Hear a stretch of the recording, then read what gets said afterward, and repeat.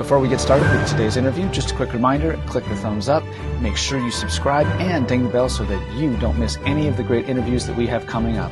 Now, on to today's interview. Welcome back, everybody. Today, I am super excited to present my special guest, Elizabeth Gutierrez. She is a multifaceted musician. She is a composer, an arranger. She is a presenter, a clinician. She's a music editor. She creates online content, and she is the founder of the Piano Teacher Academy. Welcome, Elizabeth. Thank you so much for being here today. Thank you so much for having me, Sam. It's a pleasure to be here. Well, I'm so excited to finally get to talk to you. I have enjoyed teaching your pieces and using that material with my students for years and years and years. So thank you so much for being so generous with your time and being here today with us. And I want to talk a little bit about your path as a musician. So let me ask, do you come from a musical family? Actually, I don't come from a musical family. The whole idea of my learning to play the piano in the first place came from me. My family, my immediate family, my mom, dad did not own a piano. We didn't know anyone who owned a piano. And one day when I was 6, I announced to them that I wanted to take piano lessons. And they were just, flabbergasted because they thought, how in the world does she know that pianos exist? And how in the world did she find out that there might be this thing called piano lessons, right? But I think the reason I fell in love with piano is because I was watching people play the piano on television, the Ed Sullivan Show. And I remember there were a lot of live music performances on that show. And I remember seeing pianists perform on that show, especially in jazz arena. And I would see their fingers just travel around the keys. And I just instantly fell in love with that entire idea of making music with all of your fingers on this thing called a keyboard. And I couldn't wait to get started. Oh, that is really cool. So I assume your parents got you connected with the piano and with some piano lessons.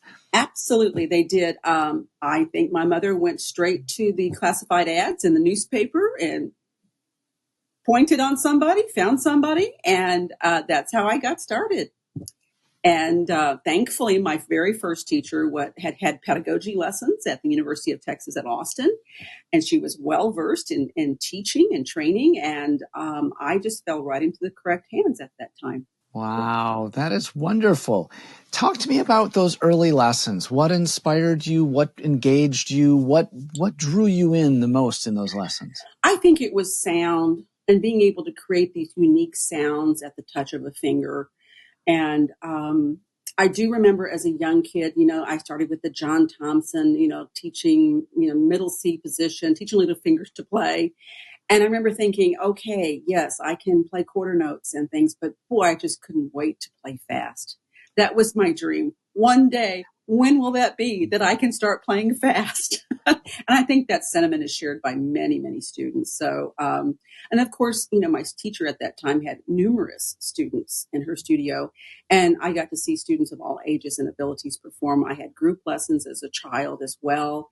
And so I was just in awe of all these students who were ahead of me, and I just couldn't wait to get there. At what point did you kind of get that feeling that this was more than just a passing fancy, that this was something that might be a lifelong passion and a career for you? I think I was always infatuated with music on various levels. I mean, I had my study music per se. I had teachers. I eventually left that first teacher. She left town. I had to go to other teachers. I had about 4 different piano teachers until I reached the 5th grade. Wow. Because they all kept moving.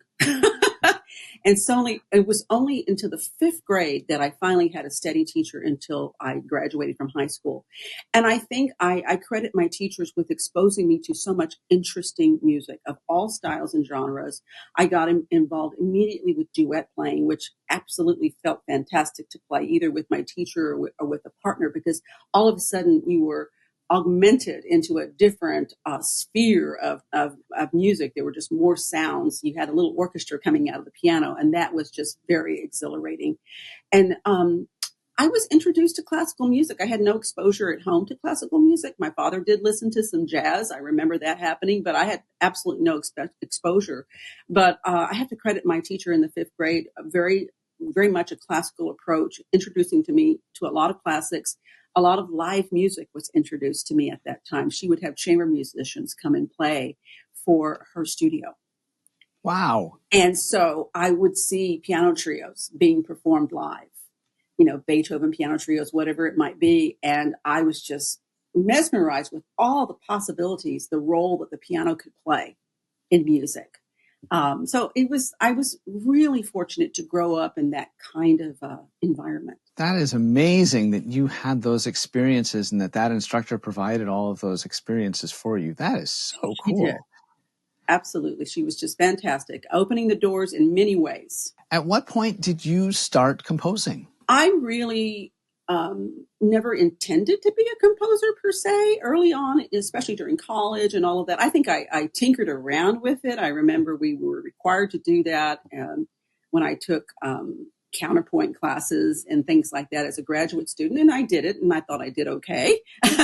But I never really had the itch. And it wasn't until I became a teacher where I thought, I would love to give students materials that sort of get them out of a little box, that's very set in hand positions and that maybe is very patterned, but a little more interesting to play, but while staying within their technical grasp and maybe moving around the keyboard a little bit more than what they were currently doing. So that was always my aim. And it wasn't until I was into in my 30s. And at that time I was a college professor at the University of Wisconsin. And I thought, I was working with a lot of young students in our piano pedagogy program. And I thought I'd like to create all kinds of interesting pieces for them to play. And I was inspired by them, especially one little boy that wanted a particular piece. I could never find the right piece of sheet music for him. And he wanted a piece about airplanes. And I could not find a particular sheet piece about airplanes for him that fit his level. And I had promised him a piece. And I thought, oh gosh, I can't go back on my promise. So I literally, on the drive home, I sat there and thought, okay, what could we sing? What would be a good motive? And I just got to work on this airplane piece for him. And it was my first published piece by FJH. And it was called At the Air Show. And so that was inspired by a young student, and his mother and him provided the lyrics for it. That was a good project for him. And there's a little dedication to him on that particular piece. So that sort of compelled me to start writing more interesting elementary, maybe late elementary music for students to sort of fascinate them and move them out of boxed set hand positions without it becoming too difficult for them. What a cool inspiration and what a great way to get started. And I love that you were inspired by a student. And I think that's a sign of a really healthy relationship between an instructor and the student, that the instructor motivates and inspires the student motivates and inspires the instructor. It's a two-way street. I think that's so cool. It was such a fun project, really fun. And I have gone on to do that with all of my other pieces. A moment ago, you mentioned the FJH Music Company. How did you connect with that publisher? Oh, wow. That's quite a long story, but I'll just give you the very brief version. When I had the piano pedagogy laboratory program at University of Wisconsin-Madison back in the late 80s, that's when Nancy and Randall Faber had connected with Frank J. Hackinson at the FJH Music Company, and they had just started the company basically with Nancy and Randy as their primary writers. And I came across their initial books in the Pre-Time to Big Time series at the local music store in Madison, Wisconsin. And I immediately fell in love with that series and thought, who are these people, right? So I think I wrote Frank Hackinson at FJH and said, I'm using their materials as supplemental materials in my pedagogy program. I really like their works, but I know nothing of them.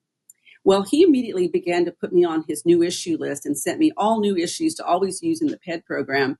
And we just forged a connection there. And then eventually I got to talking to Nancy and Randy on the phone, who were so pleased to know that a university pedagogy program was using their materials. And when their method came out, I think I was the first university PED program to use their method actively in our situation there.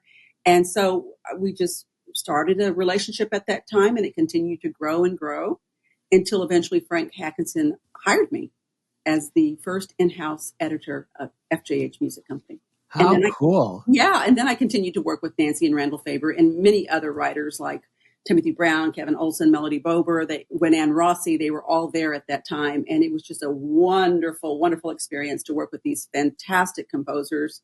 That is very cool. Talk to me about what you feel some of the attributes are that help people to become successful composers, successful pianists, to have a really wonderful and multifaceted and stable career as a musician. There are two different things, composing and being a pianist. For both of them, you just have to stick it out. It will take a while as a composer for you to find your voice and find what you love. And I think it would be too easy for young composers, especially, to get too hung up on what people think about their writing. And I think it's more important that you love what you're doing. Take an idea, run with it, develop it. Don't worry so much about what others will think. Just listen to the music, speak from your heart. Be sure you understand form really well. Maybe, it doesn't hurt to have had some theoretical background, compositional background to a certain extent, but write what you love, and don't worry too much about, does it sound like so-and-so, or as good as this person, or does it rise to this level? You're constantly a work in progress. And later on, you'll look back and leave it for a while, come back and then decide, I don't think this one I should send to a publisher, or may not be my best work. And you just continue to roll with it as you go along. That is an amazing advice. I love every word of that. That is so helpful. Yeah. So when you compose, what role do restrictions play in your compositions? When I'm composing, per se, I'm writing for young students. So immediately there's parameters, on what they can do physically, what they can read on the musical staff, what kinds of rhythms they can handle, how much hands together work they can do. And whether or not the piece really needs a teacher duet part to really supplement it, bring it to life. So I think I put myself automatically into a squared off box as a composer. Now, if I were to unleash myself, and just say, just write for intermediate and higher and just go with it, then I would feel boundless, really. But I haven't really had a feeling that I really should venture into that arena right now. I feel like my compositions or my arrangements are now more needs focused, that I'd like to write for lower level pianists to help them ascend. How do you avoid some of the pitfalls which many composers experience, and that is getting past that blank page where it feels like, I don't know how to get started? And how do you also avoid the other pitfall of starting a million things and finishing nothing? Oh, wow.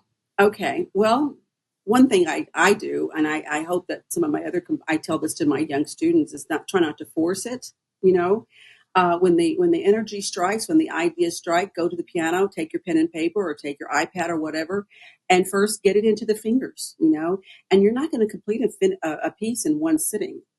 And you must know that at some point the mind will get tired, and you will know when you are out of ideas. Take those few ideas, notate them, remember them, record them on your iPhone, I tell them, and then come back. You need to rest your mind and come back again. The slate is not always ignited the same way every single time. And I myself have to learn that too, that I have so many ideas and then I can get confounded by them and then feel like my brain is a mishmash of things. And so then I have to learn to step away and just realize, one thing at a time, take it a little bit more slowly, try not to force the issue. What are some of the biggest challenges that you feel composers and arrangers face today? Relevance. Their feeling of whether or not they're relevant. I think they struggle to try to sound like somebody or as good as somebody.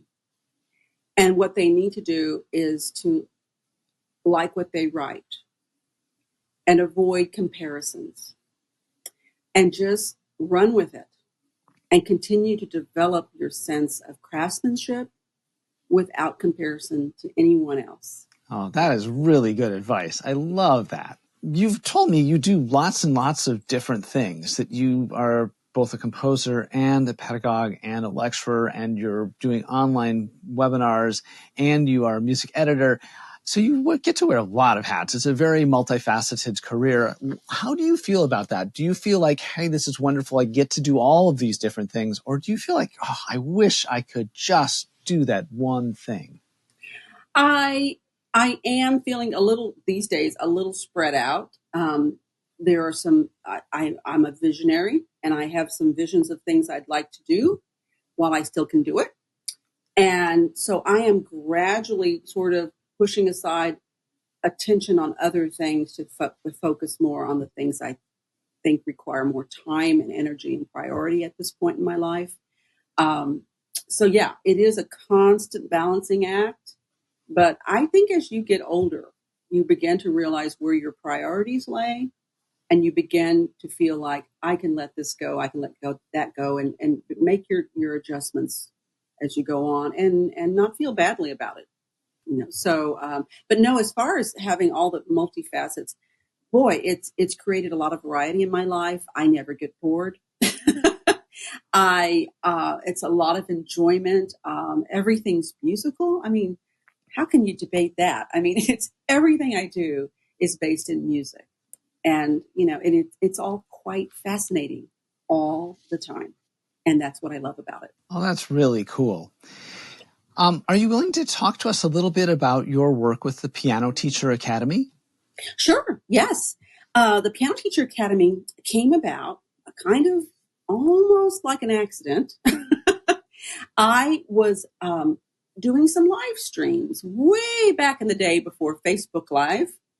And this app that you could get back in 2015 or 14, I can't remember. I think it was 2014. This app called Periscope came about. And it basically was like a Facebook Live, but that's all it was, just a live stream app where you could go on and put yourself out there to the world, and the world could find you and talk about what you wanted to talk about, and then click off, and you could actually start your own show if you wanted to. And so it was sort of like a podcast type feature, but via video live streaming. And I got on it one day thinking, maybe I can reach some teachers this way, because I was already doing a lot of coaching of piano teachers very informally. And of course, I was going around doing in-person piano teacher workshops all the time. And I thought, I wonder what it would be like if I did a piano teacher workshop on this live stream thing. And I started doing it on Tuesday mornings at 10 a.m. Central. And I did it for just 10 minutes because the live stream app could only hold 15 minutes. So I would do a 10-minute workshop, and I called it Piano Tips in 10. And I was at my piano, and I'd said, let's talk about hand position, or let's talk about the trouble with reading steps and skips, or whatever it might be. And I would just pick a topic and talk about it for 10 minutes and give a few tips to teachers. And, it was just a fluke if anybody could ever find you. And they said the only way they could find you is you use these things called hashtags. And of course, the world didn't know what a hashtag was. And they said, so put hashtag whatever it is you do. So I was using hashtag piano and a hashtag piano tips and all kinds of stuff. So I was starting to get this live audience that would come through and watch me. And so I'd have, 15 people watching. And then 4 weeks later, I'd have 50 people watching, and then on and on and on. But the app would hold your recording so people could find you later if they wanted to. So I garnered a little bit of an audience at that time, and I was telling them about a summer conference that I would do every summer here in Texas. And I said, this year it's in Houston, and it's going to be about blah, blah, blah, and it's going to be about teaching classical piano and how to start it and how to progress through classical piano and make sure you cover your bases and on and on and on. So I said to my live stream audience, you're welcome to come to Houston, Texas and join me for this for this in-person workshop. And of course, all of them immediately said, why don't you live stream it? And at that time, it was like, everybody knew how to live stream for 10 minutes, right? But live stream for 7 hours?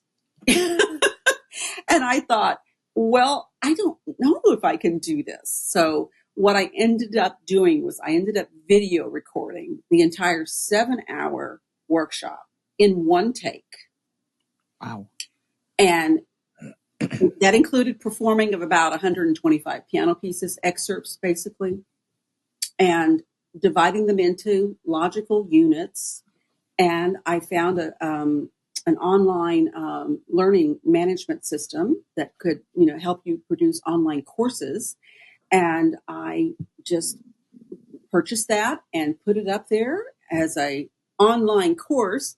And I told the live stream audience, it's available now. It's over here. And I thought to myself, I need to call my quote site something. And I Googled Piano Teacher Academy. Nobody was using it, and it was ranking high.